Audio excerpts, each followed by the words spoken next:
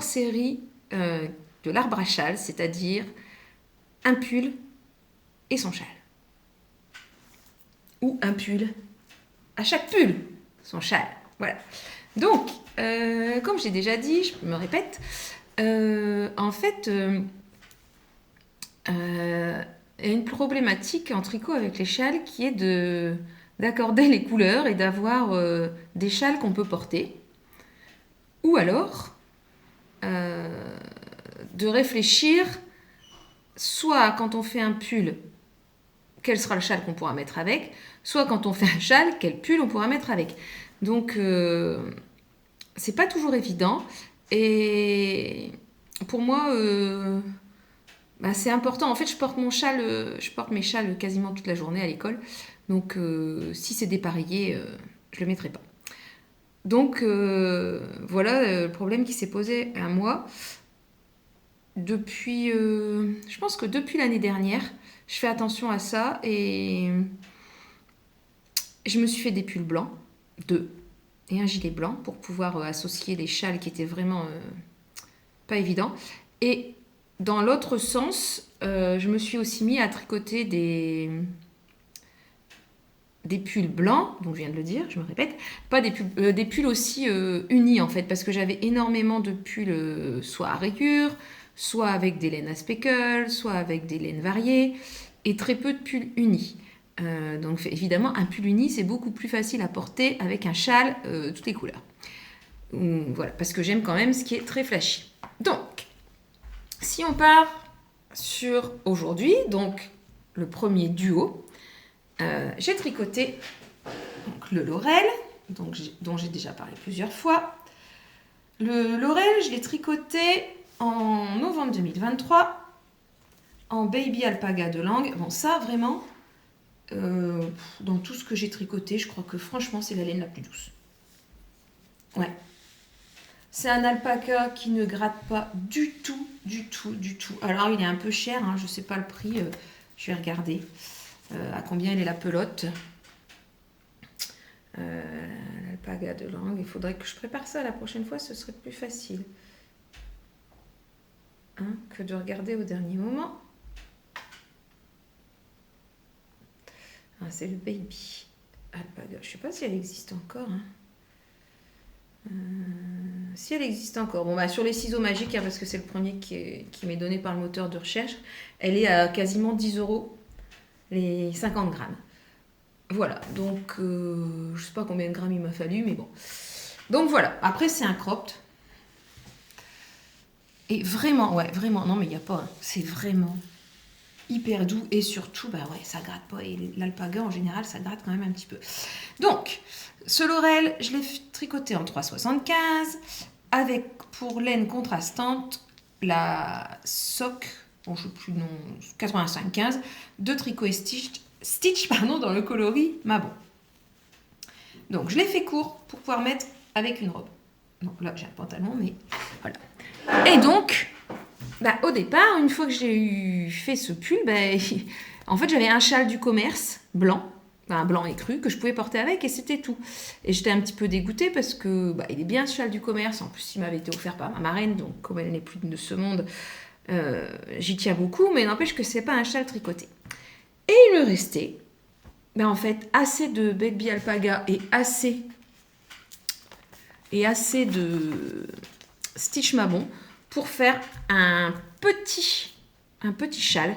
Et c'est ce que j'ai fait au mois de décembre 2023. Donc en fait, un mois après. Donc, j'ai utilisé les mêmes laines.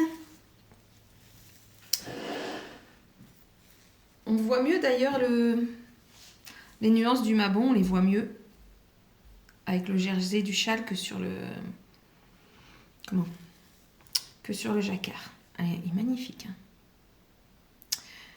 Donc ça, c'est le châle Katsura. Je ne sais pas si sur Ravelry, on peut l'avoir, s'il existe sur Ravelry directement. Je vais regarder parce que en fait, c'était mon premier calendrier de l'Avent, me semble-t-il, de la pelote vagabonde. Il y est. Il y est. Comme ça, je vais pouvoir vous donner... Il est au prix de 6 €. Et c'est une étole. C'est une étole. De tisserand coquet. Donc en fait, j'avais eu ça au calendrier de l'Avent, je l'avais déjà tricoté une fois. J'avais adoré le tricoter. Donc je l'ai refait dans d'autres couleurs. Donc on commence par du jersey. Ensuite on a des bandes de jersey avec une bande de point mousse entre chaque. On a une première dentelle. Ça fait des fleurs, c'est super joli. Et puis là on a une alternance point mousse jersey. Une deuxième dentelle, je vais le mettre comme ça en fait. Si je reprends du début, hop. On commence par la pointe. Ça doit être un garter-tab. Hop. Section suivante, une autre dentelle. De nouveau une alternance point mousse jersey. Encore une autre dentelle avec des noppes. Ah, c'est beau. Qu'est-ce que c'est beau. Une alternance point mousse jersey. Une quatrième dentelle. Et la fin avec une bordure en point mousse. Donc si je me recule, je bouge la chaise, j'évite le bruit. Hop. Si je me recule pour que vous le voyez en entier, ça donne ça. Bon là bien sûr on voit plus la dentelle de loin. Ah j'arrive pas à faire ce que Madeleine fait avec ses châles. Hein. Donc voilà, une jolie étole.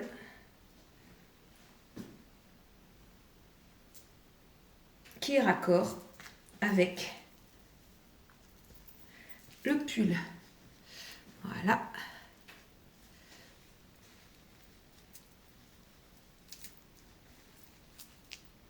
Bon, là, comme j'ai pas fait ça devant le miroir, c'est pas terrible. Donc, si on veut qu'elle soit bien serrée autour du cou, on peut la porter comme ça. Hop, et là. Ou alors, comme une étole. Voilà, en mettant bien en valeur la dentelle. Bon, ce qu'il y a de dommage, c'est que celle avec les noppes, je sais pas où elle est, mais elle est cachée. Et moi, c'est celle que je préfère. Donc, si jamais vous le faites, réfléchissez en amont à quel endroit vous voulez mettre les dentelles, ce que vous voulez qu'on voit. D'accord? Parce que même si je le mets comme ça, elles sont là les noppes. Alors pour les avoir visibles, si on veut les avoir devant, peut-être faire un truc comme ça, je ne sais pas. Ouais. Ouais, là elles sont devant, mais on voit plus le reste. Bon, à voir. En tout cas, ce modèle est très très sympa. Donc voilà pour l'étole Katsura que je marie avec le Laurel Sweater. Je vous remercie d'avoir regardé. À bientôt pour le prochain pull et son châle.